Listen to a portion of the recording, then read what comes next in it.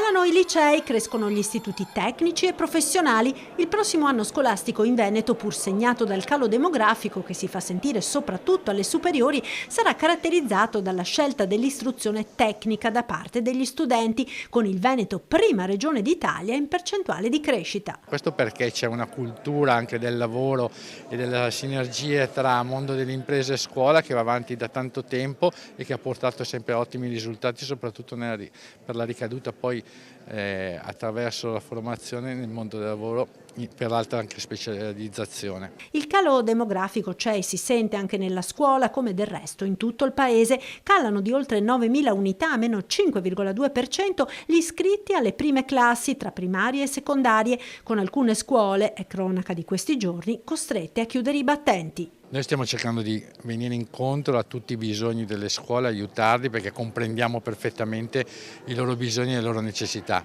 È chiaro che comunque bisognerà lavorare col tempo per creare un sistema un po' più sinergico tra gli stessi istituti.